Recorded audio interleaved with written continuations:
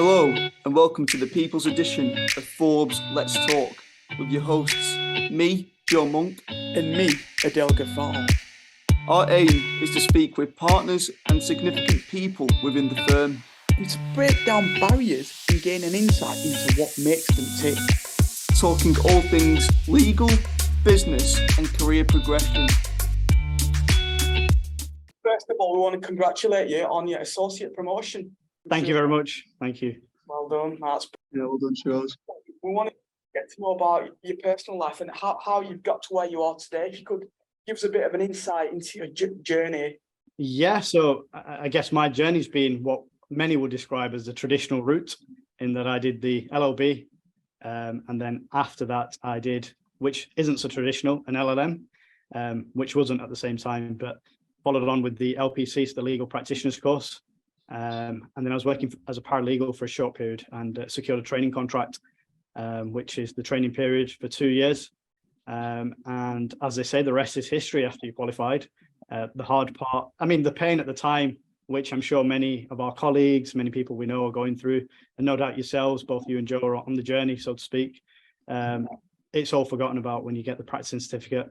And then been with Forbes now just under 2 years, and fortunately, I've been, as you mentioned, promoted to associate. So I know I've really touched on it very briefly there, but it has been the traditional journey. It hasn't been, as we hear, many people do the GDL or conversion or other ways in. I know now there's the alternative method, so to speak, which the SQE route. Being completely honest, it wasn't there when I was there, so I don't know too much about it, but there's a variety of routes into law now. No, that's brilliant. And is law something that you always gravitated towards earlier on? Could you have said that, no, this is what I'm going to do one day? Yeah, probably. I know it probably wasn't when I was younger. I probably had the same aspirations as many. Mine wasn't a footballer. Weirdly, looking at my physique, you will never guess it. It's probably a rugby player. But clearly that didn't work out. And when I started to become a bit more sensible, I wanted to join the police at one stage. And then having been fortunate to do a couple of mini pupilages in, well, I say the other side, doing criminal defence work as part of the mini pupilages, I realised this is great. It's so varied, it's interesting. You meet characters of all walks of life, but then got introduced into the commercial and corporate element and haven't looked back since. But prior to so right up to my training contract, I thought I wanted to be a corporate lawyer. Having done a seat in corporate and having done a seat in commercial litigation, my natural instinct was I really enjoy the commercial litigation element. It's fun, it's enjoyable, the work's varied, it's high pressured, and ultimately it's just so different. Not to say other areas of law aren't, but I felt that it's something I used to really look forward to when there's a new matter. Even now, every day is so different. I try and plan my diary as best as I can, but something comes in at the last minute, and it is what it is. So you've almost got to be so adaptable and versatile, haven't you, especially in this area of law. So in terms of looking at your career, as you alluded to, you've done your training contract at Napthans, and you've now obviously built a really good reputation at Forbes, a really strong reputation. What sort of brought you to Forbes in the first place? Obviously, because you didn't train here, did you? So you didn't know. Come in external. So, so when I qualified, it was the peak of the pandemic, the time we'd all like to forget about. I wanted to qualify into commercial litigation. That wasn't an option at the time, just for various reasons. Businesses were struggling, and inevitably people weren't going to be taking them risks. I was fortunate. I was offered a role in employment at the time, so I qualified very briefly as an employment lawyer, primarily focusing on tribunal work, having done a seat in employment before, and I actually did enjoy the tribunal element. And then I made it quite clear at the time to my employer that whilst I'm grateful for the role, I wanted to do commercial litigation, especially when you're junior and newly qualified. That's perfect time to adapt and change. It'd be probably more difficult if you're 3 years qualified and you then say, actually, I want to do corporate. Not that it isn't possible and people haven't, but you start to get a feel for the work, and it's almost as if your starting point's from zero, which there's nothing wrong with that. But for me, I thought I'd rather make it clear now. So I worked with another firm previously. I was a paralegal there prior to my training contract, and they reached out and mentioned there was an opening for commercial litigation. which I took. And again, the work was completely different to what I do now. I wanted to do real commercial litigation, so to speak. And an opportunity came up that I wanted to work for Forbes previously. Funnily enough, I don't think I mentioned this to either of you. I applied for a training contract here. I didn't get it at the time. Yeah. So it is funny how things work. I'm not complaining now. It was part of the process of the journey, and as I mentioned, you forget about the difficulties you face. But for me, it was Forbes are a recognized firm. Everyone knows who Forbes are, especially in the Northwest and beyond. It isn't just a Lancashire firm. I know people who've worked here previously, and people who I've trained with are actually here now at the minute. And the work's good, the clients are good, the people are known to be good. And I guess everything else, it comes with time. When I had my interview with Stephen and Michael at the time, got along really well with them. And you've probably noticed I've got nothing but praise for Stephen. He's helped and assist me in my career so far. Him and Claire are fantastic support mechanisms for me and the team. Whilst there's many others in the team, we've got quite a big commercial litigation team, but I work very closely with them. And what everyone said previously, it's been mirrored. So I guess I can only say I'm fortunate to work for a firm that I wanted to some time back. I wanted a training contract here. Wow. Full circle, isn't it? Just to further elaborate, I know you did your training contract at Nat Films, and it was during the height of the pandemic. How did you find it at the time? It was difficult because it's the unknown. So I clearly remember when there was arguments of furlough and people working from home. There was panic amongst the office. There were colleagues who were making reference to the 2008 recession. You, I, and Joe are probably too young to really know the exact impact of what happened there. I'm dragging myself into a category there, not to give away my age. We weren't in our full working lives. I hope, otherwise we probably need legal advice of our own. But jokes aside, our parents or family members could probably relate to that more, or more senior members. And in my mind, I thought, well, I wasn't really working then. I was still a student. It is what it is. It's not in my control. Got to take it as it is. And I was in corporate at the time, and it's given that a lot of corporate deals started to come to a halt or fall over, so to speak, which is normal. People, in times of uncertainty and people buying or selling, they might think they're going to get more for their pound if they hold out. Inevitably, that's what happened. But it was more the adapt. So you've got to realize, as a trainee back then, I was in the office every single day. Yeah. Every hearing I'd attended was in person. Remote working, it wasn't really a thing. And the way firms globally have adapted, it's impressive in such a short period of time. And it shows that this was not that COVID was good in any way in that sense, but it shows that the legal field, especially in litigation, probably needed that update, because now so many hearings that I attend are remote. We don't have to go into court, travel in for an hour and a half, 2 hours. Work, hasn't it? Yeah, so like we are now, we're in different locations. I can just log into a hearing, do what needs to be done, and carry on. It's not a full day event, which it's a double win. The clients are happier because the costs are less for them, and it's more practical because you're not waking up at 6 o'clock to catch a train for 7 o'clock for a hearing that's only at 10 or 10:30. You can carry on prep in the morning or whatever needs to be done. So it was difficult, no doubt, but the uncertainty as a trainee, I only started to sink in for me that, right, qualifications coming up.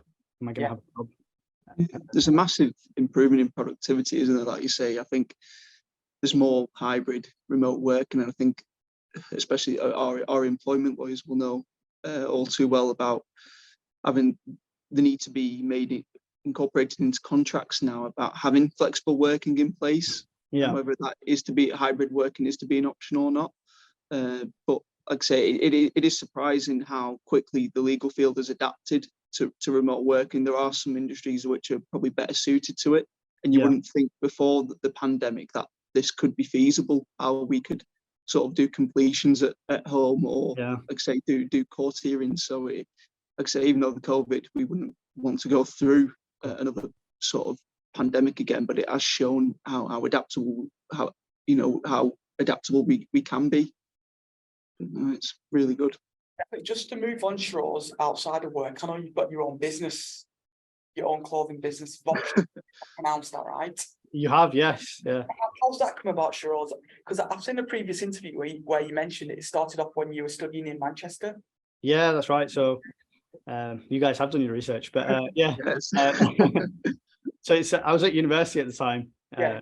and like many, and I'm not generalizing, but many lazy students or rushing students in the morning, there was a bit of a trend at the time for a lot of footballers and students and everyone really wearing caps and headwear. So a friend of mine and myself, we started what's now a clothing brand, but a headwear brand.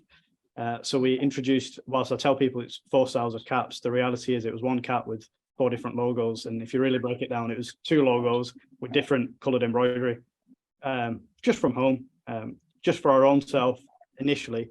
And we managed to market it quite well and got it onto quite a few footballers. And the marketing element just, I say spiraled, but it became a full-time thing for him. I still wanted to pursue a career in law. I've always had an interest in business. And yeah, it's now I'd like to say a full menswear range. So it's stocked in independent stores. We self-direct on our website. I'm, as you know, here day to day. So I'm not involved in the day-to-day running, but it's nice to see it come from a concept to we do everything from jeans, hoodies, tracksuits, t-shirts. Do you think having that sort of involvement in a business, I know obviously you're not doing that full time with your friend is, but do you think having that sort of involvement has improved your commercial acumen for when providing legal advice? Definitely. So I've been surrounded by business through family from a very young age. And I've seen when things have gone wrong. And that's probably why I've had more of an interest in commercial litigation, because I'd like to think everyone starts any business or any contractual relationship with the best intention in the world. Yeah. But circumstances change, people's motivation changes, or money, sadly, can change people. And having an understanding as an SME, a micro SME that was started from a bedroom in essence, and now it has a units of its own. I'm not saying it's anything on a massive level, but it's had its, you know, we've had our issues importing. What do you do? How do you pay these taxes? What taxes are what codes are needed to import products? And as an SME, working that out, registering trademarks, understanding the importance of trademarks, having agreements with stores not making payments and having to take legal action. I think it's fair to say I've been through the process. I understand that a commercial decision sometimes has to be had, but at times it's a matter of principle as well. Just because they're a large store doesn't mean they can delay on payments or not make payment or withhold. There are processes, there are facilities in place. And I guess the positive is I'm able to deal with a large variety of the litigation element, which sadly is not what you want, but it's inevitable in any business. And it keeps the cost really down. I mean, that's not the reason I went into litigation, but and you know, from a personal level, it's my preferred approach is to try and resolve matters. But at the same time, sadly, we've had to enforce the whole way against debtors or parties that breach contracts. So it's easy to sit with a client and say, I understand this because I've been through it, and that isn't a lie. It's more relatable. And I also understand the stress it places. I'd like to say I have a feeling of what the merits are of a case of my own, as well as clients. And at the same time, I appreciate stress it adds to you. And I'm not going to sit here and say, oh, no, I don't worry about it because the merits are just so strong, because litigation, it can be heads or tails, so to speak. Obviously, it works on that basis, and there's a variety of factors, but I appreciate that it's something that can niggle on your mind late at night, and you want someone who's approachable and accessible. So when I'm speaking to clients, it's important for me to gauge, let's put the legals to one side for a moment. How are you? And how's this affecting you? And how's this affecting your business? Because every single client that I act for is fantastic in their industry. Yeah. The leaders in their industry, and so many people's jobs are reliant upon them. But if they can't, I don't say this in the literal sense, but if they can't keep it together in that moment, you can easily lose your mind. Not quite literally, but you know, it can play on you and it can drain your energy. And I think energy is an important thing, you know, going on a slight tangent, but we have a limited amount, and how we use it entirely for us. And if someone's using it because of the weight of litigation, then they're not going to be able to focus on the business, and it's going to reduce, in my view, their ability to bring in new sales, bring in new contracts, and perform at the best of their ability. So my job is to really be there for them and say, look, you're paying me for this job. Let me take that stress. Yes, I can't take it all away as much as I'd love to, but anything you have, any queries you have, I'm there, I'm accessible, and I'm there to address them and give you that sincere advice. It's not in my interest for a client to not know their position early doors, because as we said early on, why did I want to come to Forbes? It's reputation. At the same time, I have a reputation. You know, the legal field, it's small, and I know I'm very junior in essence. I've got so much more to learn, and every day is a school day. But I slowly realised the circle's very small. Everyone starts to realise these are litigators at these firms, and this is how people behave, and these are reasonable. These, you know, it's normal. But what do you want your reputation to be, as well as the firms? Of course, you know, they go hand in hand. But what's your personal brand image? And for me, for my clients, I'd like to say they can approach me. I do have clients where it's got too much for them and they've had to ring me late in the evening, and it isn't an issue. I know that that's part of my job, but at the same time, the clients need to also take in what's being said. And I appreciate we're going to shock mode. You know, when someone hears bad news or good news, they don't really remember the moment, and I have to accept that. But really, I think it's fair. I can sit there and say to a client, I've been through the process of starting a company, almost having various issues you don't even know would be issues, and finding a resolution, really. Yeah, it is all about building that. Like I say, it's not just the firm's reputation, but you as a lawyer and how you can retain that client base. And me and Adil can attest to this. You've definitely built a really strong reputation so early in your career. And adding to that is obviously the charity work you do. Obviously, me and Adil have had first hand of what insight into some of the work you do. We've been able to participate in that, such as the internal Forbes football competition, and then obviously the fasting, which was a very interesting experience, especially for me, doing it for the first time, doing one day with yourself and Adil. Are you able to give an insight into how you sort of got into the charity work that you are doing now, and how anyone else can look to get involved in it as well? Yeah, so I think the starting point really is, what is charity? You know, for you and I and a lot of people, even myself, before it's something very personal. So, you know, I don't want to make it about that. But in any event, touching on it, it doesn't have to be financial. I think you making someone smile in the office today, in my eyes, and in the eyes of many, it's an act of charity. Making someone feel better, making someone feel good, and doing your bit. We've all got a limited time on this earth. And, you know, I know it's getting a bit deep, but I guess that's the whole purpose of this open discussion. We all hear, sadly, of young, elderly people suddenly either being diagnosed with an illness, hence we're doing a fundraiser with the Forbes Foundation as a firm for real, or sadly losing their lives. You know, we hear of youngsters, people younger than us, just a sudden illness, or you hear of examples of celebrities, so to speak, who've got everything, but they don't have that peace. So I know in my day job, so to speak, I see a lot of issues and a lot of problems. But I think charity is far beyond giving money and really assisting in, you know, moments of need, of humanitarian crisis. Don't get me wrong, that's very important. It's needed, and I'll touch on it in a minute, but it's so warming for me to see the support I've had from the firm, from other people. It's crazy. I didn't expect that, but it's more, how can we do it in our immediate surroundings? There's no point, in my view, me going to help a family based in Lebanon, as one of the examples, if when I come to the office or in my personal life, people are like, oh, he's here, why is he here? Oh, he's going to be a drain. He's just going to be, you know, how are people feeling in your immediate vicinity? That, in my view, is an act of charity. If people are happy that you're there, they're going to remember you, aren't they?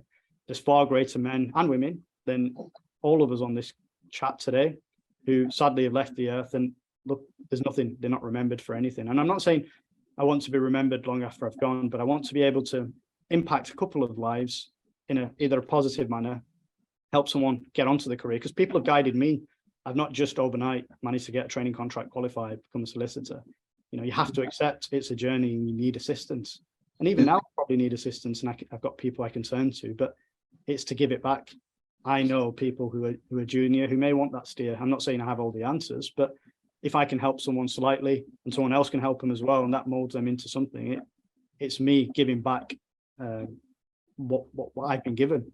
You know, we all need people. So I think, just to touch on that point, we should look around our immediate vicinity and how we are with people. We're living in a cost of living crisis, the economy. It's difficult times, and sadly, there's nothing you or I can do in this immediate moment to change that. But we can be good to people. You don't know what anyone's going through. We'll see people who have the biggest smiles, but sadly, in their personal life, there's issues that they don't address. You'll never know of. So if you can make them feel warm and welcome in your presence, that in itself is greater than doing other acts, which people say, oh, I can't donate X amount because I've got these other, personal circumstances, which you have to respect. So I got into the charity work that you're touching on of I guess, going abroad through a charity called Salam Charity, which I know people at Forbes are probably familiar with, others may not be. Again, it was through a friend, and it's back to that of how we can help each other. He used to go quite a bit with the charity, and I'd see what he's doing and mention, giving comments and whatnot. And he said I should come with him. He said it a few times, and initially I was like, this is great what he's doing, but I couldn't do that. It's too much for me. And I said, yeah, I will, just to be polite, being perfectly honest. And eventually it came to a time where he said, there's this trip on this date, would you like to come?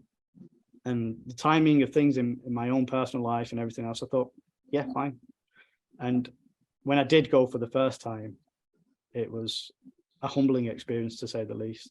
Like, I'd like to think I was grounded, and I used to give gratitude for what I have, and I'm grateful, but I don't think we are. When you see someone who doesn't know when their next meal or where it's coming from, and they're still so happy, they've got this big smile just to see you, and they're welcoming you into a tent, not even a home, and saying, come have dinner with us. It just tells you everything about the person. Yeah. They know if they give us dinner tonight, so to speak, we'll probably use up their month's reserve, because there's quite a lot of people that go with the charity. There's like 20 of us, I think. And that food reserves for a family of 4 for a month. And naturally, if you've been fasting all day, you're probably going to eat a bit more, as you probably gathered, Joe, when we yeah, certainly did.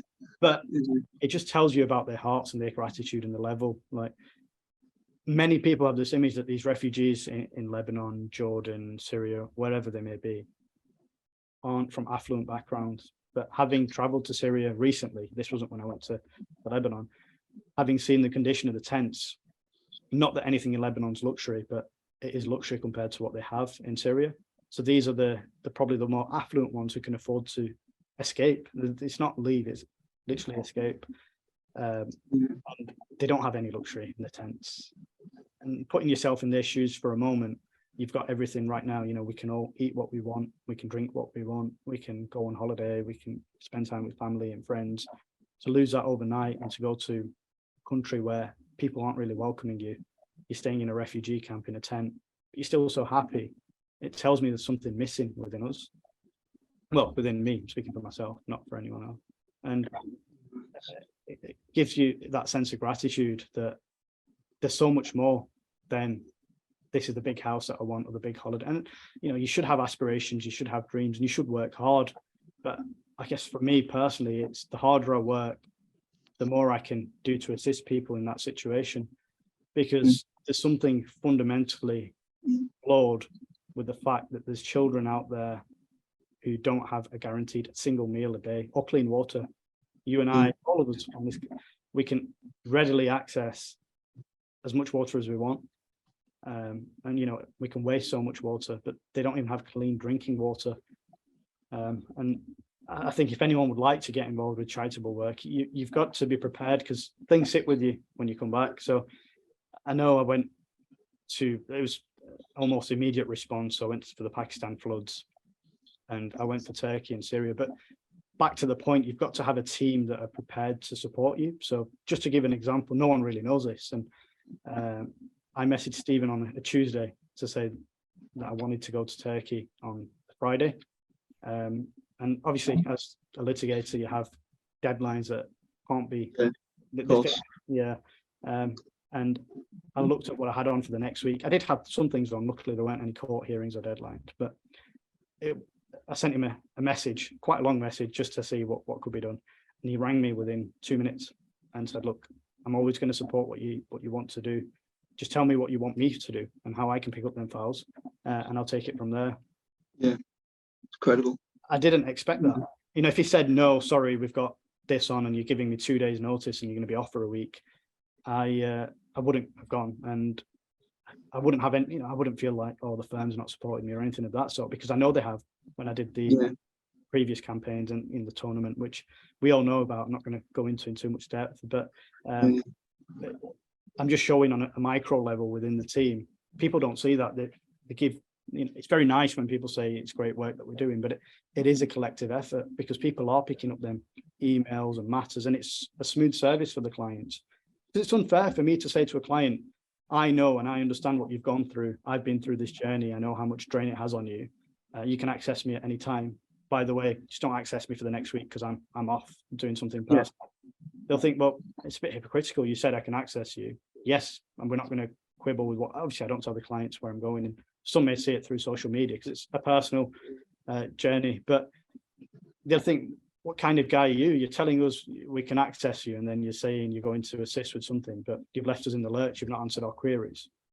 And there's a full team behind who can pick up them queries and address them. And I think people need to realize that it is a team effort. Absolutely. Together, it can't. Whilst I'm fortunate, I say I'm fortunate because I take away so much more from the people that I meet than what they give, so to speak. They teach me so much about life that it's lessons that hit you as you come back and you have time to reflect. And it could happen to any of us, whilst we don't think it can. I never thought for a second, I mean, that people that were in them situations could end up in them situations. But yeah, sorry, I know I've gone on a slight tangent there, but anyone wants to get involved with the charity work, by all means, they can message myself. I'm more than happy to speak more direct. Or contact the charity. They're very helpful. You know, they offer all the counselling in advance and after, because it can get quite heavy for some people. You see some things which I won't say on the podcast, which you don't expect to see or hear or feel, and it's a difficult journey. But at the same time, it's so rewarding. I don't think I've done anything that's given me that inner peace, that I'm actually doing something good here, and I want to do more of it.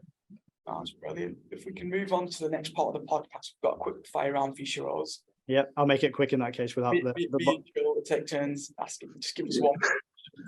Okay. So which one of the Forbes values resonates with you the most, Sheroze? I'd say real people.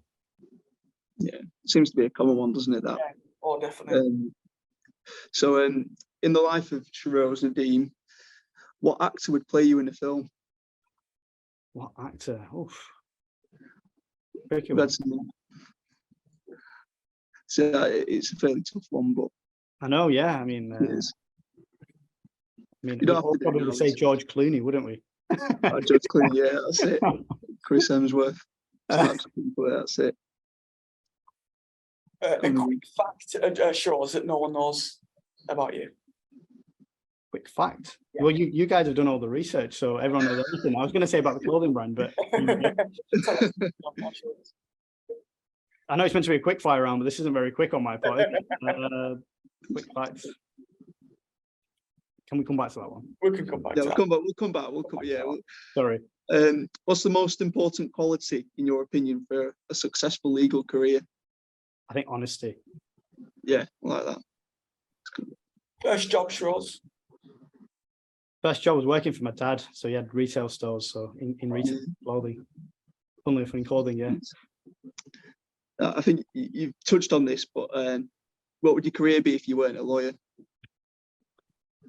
Like now, I mean, previously I said police officer, but I think I'd like to be self-employed in business of some sort, probably fashion. But yeah, so probably in business of some sort. We can move on, Sheroze. So from our previous, so we've got a question for you that's been sent in by someone at Forbes. They're going to remain anonymous, so if I can go ahead. So what's been your proudest moment today, inside and outside of work? Yeah, so I think probably qualifying as a solicitor, and that goes both inside and outside, and I'll give you a separate one outside, just because I know how hard it is. I know I've given it that whistle-stop tour earlier, but but I know what it takes, and I know how difficult it can get, and how demoralizing, really. There's no point sugarcoating it at times. I feel like am I even going to get it? But achieving and qualifying, it's just a massive weight off your head and shoulders. Yeah. I think you'll hopefully both find out very soon, but nothing can beat that feeling for me inside of work. And I guess outside of work was probably to be awarded. This can be my fun fact that no one knows as well. If I can. Yeah, of course. I won an award when we started the business by a local organisation back in 2017, I think, for Young Entrepreneur of the Year. So I guess that was nice, and it was outside of work. That's a nice one too. That's a nice accolade, isn't it? Well, we've come to the end there, Sheroze. Like I said, we really appreciate you coming on. I think we've had a really interesting insight into obviously your upbringing, what made you want to go into law, the business you are involved in, and obviously growing that to a really good, successful level, and obviously the incredible charity work that you've done. I think that answer you gave was pretty incredible, and I'm sure the listeners will also agree. I think that, speaking just from Adil and I, you are someone that we really look up to and aspire to, as we progress with our legal careers, sort of, if we can get to sort of the work that you've been able to do, and, the impact you make with people, not just clients, but also the charity work, I think that would be a really, really good accolade to have. Thank you both, Laurie. It's very kind of you to say, and I'm grateful to have you as friends and colleagues, and it means a lot. So no problem on my part. Thank you for having me. It's been nice. Take care, Sheroze. And you both.